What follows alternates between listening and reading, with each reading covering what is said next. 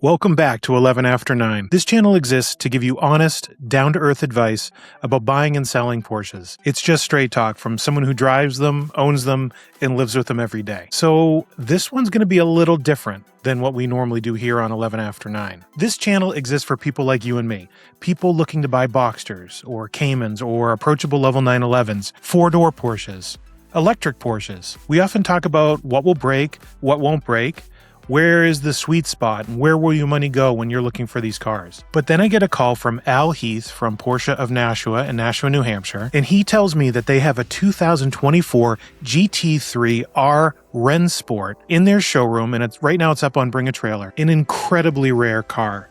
Number 7 of 77 in the world. And he asked me if I want to come down and spend some time with it on camera. So I had the opportunity to go put my hands on a car that almost no one watching this video might ever see in their lifetime. So when an opportunity like that comes up, you take it. But you don't take it for me, you take it for us. Because as I've always promised you, a huge part of this channel is being able to take you all into rooms that normally none of us can walk into. So Derek, if it's a car that I'm never going to see in my entire life and certainly have no chance of owning, why do I want to watch this video? Well, I'm going to ask you to stay with me for just a couple minutes because Porsche has a long history of taking things that show up in this car and putting them in cars that you and I actually drive. And I'm going to give you a couple examples and I'm going to show you exactly how. And it's really cool. So I go down and I spend some time with this car. But it's what I was thinking about on the drive home that I wanted to share. There are two ways to look at a car like this. So one way, it's an amazing, unattainable masterpiece. Only 77 cars made for the world, the entire world, and it's built for a small group of owners. It's essentially a multi-million-dollar car that doesn't have a title and can't be driven on the road, and because it's so powerful, it can't even be raced in a class. But the story doesn't end there. I like to think about it the other way. This car is an excuse. It's an excuse that Porsche cooked up to take every piece of technology they've ever wanted to push further, every engineering decision they've ever wanted to make without a rule book telling them that they couldn't. And they took all of these amazing advancements, all of these amazing skunk work ideas, and they poured them into one car. And why did they do this? They did it to prove to themselves and essentially to us that they're still capable of building something at the absolute edge of what is possible. So can it be both? Can't both be true at the same time? And if you think both are true at the same time, then it doesn't matter whether you're sitting on Bring a Trailer thinking about putting a real bid on this car, or you have a base Boxster in the driveway and zero plans to ever spend millions of dollars on anything, let alone a car. But there's something here for you, because what this car is and what this car means for the rest of us are two very different conversations.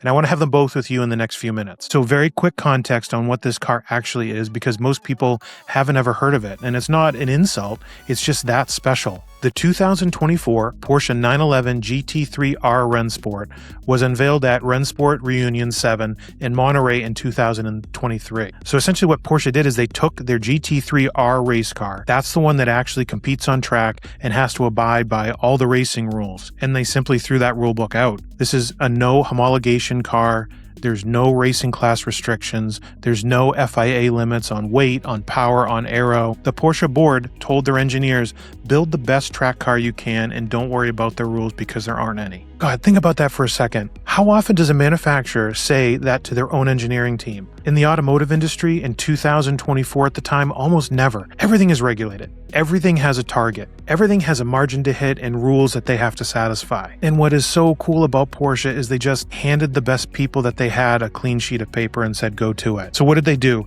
They brought in Grant Larson and Thorsten Klein, two of the most respected designers in modern Porsche racing history. They revised the intakes, they changed the ground effects, they installed a rear wing inspired by the 1978 24 Hours of Daytona winning Brumos Porsche 935. I mean, this whole car is just a love letter to all the highlights of the Porsche racing history. So after taking it into their mad lab, the amalgamation that came out the other side was 77 cars. They had a 4.2-liter naturally aspirated flat six, 611 horsepower. I mean, this car revs past 9,000 RPM. It had a 6-speed sequential gearbox with a carbon clutch. This thing has a roof escape hatch. It has cameras instead of side mirrors. I mean, this thing's just insane. What the engineers did is they designed every system to be developed without any kind of compromise, without anyone in the room saying, yeah, but the regulations, yeah, but the cost. All it was just build the best version that we can build. So I think that should mean something to all of us. Because most car companies aren't doing that anymore. They have investor calls, they have quarterly targets to hit. The number of manufacturers that are willing to invest engineering time, money, and brand permission to do something this uncompromising is so small, and every day it's getting smaller. So what I mentioned earlier, what makes this car so unusual to talk about is that it's not street legal. You can't register it. You can't drive it on the road, and in fact, it doesn't even come with a title. It's being sold with a bill of sale because the state has no category for essentially what this thing is. And on the other side, it's not legal to run in any official racing class. It's not homologated for anything. It's a purpose-built track car for a very small group of owners worldwide. You buy it and you take it to a private track day, you drive it, and you put it back on the trailer. I also mentioned that there's two conversations with this car, what the car is and what it means. So let's tackle the second one first. What does this car mean for people like you and me? Because every single thing that makes Porsche feel like a Porsche, the things that make your 981 special, the things that make your 997 special, the things that even make a 944 from the 80s special, the things that make them feel like more than the sum of their parts. Every one of those things started in a car like this. They were developed at the top of the food chain on cars built without any kind of compromise. And then what they did is they trickled down. They trickled down slowly over years into cars that you and I can actually afford. Let's talk about 4 pieces of engineering that this Rennsport has that live in some way in the car that might be in your garage right now, or it's coming very soon. Then we'll come back to talk about what this car says about Porsche. First one, dry sump lubrication. Most cars on the road have what's called a wet sump. So picture your engine has a pan at the bottom, oil just sits in that pan, and a pump pulls that oil out of the pan, sends it through the engine, and oil drains back into the pan. It's very simple, it's very cheap, it's worked fine for decades. Problem is when you're racing and you go around a corner really hard or under really heavy braking, that oil sloshes to one side of the pan. And that pickup tube that has suction starts sucking in air. And for a fraction of a second, the bearings in your engine don't get oil. You can do that enough times on a track and you end up blowing the engine. A dry sump fixes that. Instead of the oil sitting in a pan, it lives in a separate tank, and multiple scavenge pumps pull oil from the engine continuously, no matter what direction you're cornering, and there's no starvation. Race cars have always needed this, and the Rennsport has it. The GT3 has it. The GT3 RS has it. This was an engineering decision that Porsche made decades ago at the top of their racing lineup, and it's worked its way down to cars normal people can drive. The second one, and maybe one of my favorites, a high-revving, naturally aspirated Porsche motor. Most of the car industry gave up on this years ago. Turbos make more torque, they make it lower in the rev range, they're easier to pass emissions with, and they give you better fuel economy on paper. The case for going turbo is overwhelming when you look at it on paper, and yet there are still a few companies that buck the trend in certain models. And Porsche, in 2024, built a 4.2-liter naturally aspirated flat six that revs past 9,000 RPM. It makes 611 horsepower without a turbo, without a hybrid system, in fact, without any forced induction at all. Why did they do that? They could have just put turbos on there. They did it because they could, because I think someone at Porsche probably believed it was worth doing. And that decision to keep developing a high-revving flat six, even when the math says don't do it, is the reason why your 981 Spider exists, why the GT3 RS exists. I mean, this is the reason why the current GT3 still revs to 9,000 RPM, because no one's putting the money into building an engine that does that. Cars like the Rennsport are proof that Porsche is still investing in this engine architecture. Every dollar they spend at the top to keep the high-revving flat six alive is a dollar that protects our next GT4, our next Cayman, our next Spider, that hopefully you might own someday. Alright, here's another fantastic technology that has trickle-down engineering, and that's the push for faster shifts. The Rennsport runs a 6-speed sequential gearbox. It has paddle shifters on the carbon fiber steering wheel, it has a carbon clutch, single-mass flywheel. If that strand of words sounds like gobbledygook to you, that's perfectly fine. The takeaway is, a sequential gearbox is what real race cars use. You can go lightning quick up and down the gears. Click, click, click. It is brutally fast. Now you might be saying, well, Derek, yeah, but we don't have that in a street car. You're absolutely right. You don't want it in a street car.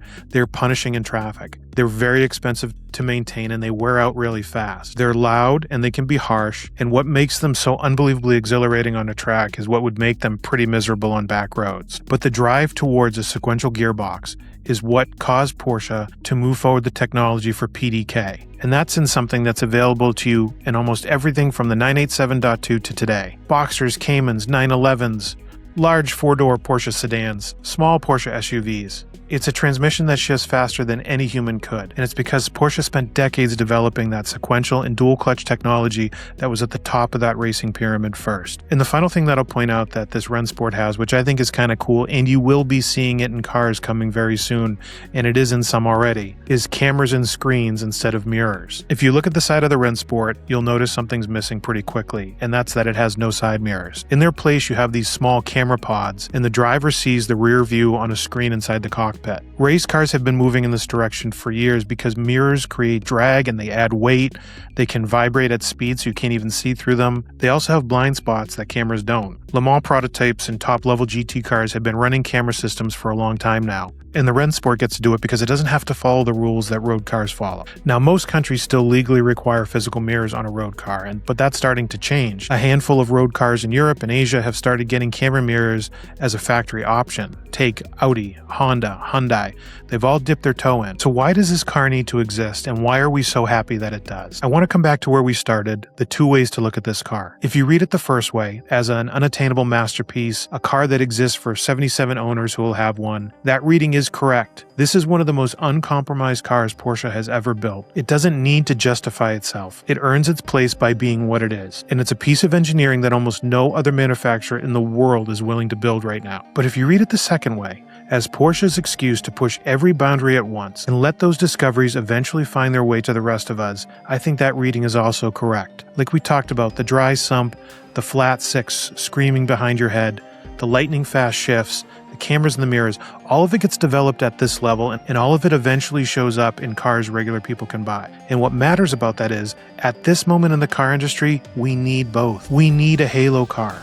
A lot of people are convinced that naturally aspirated engines are dead. The future is turbocharged, it's hybridized.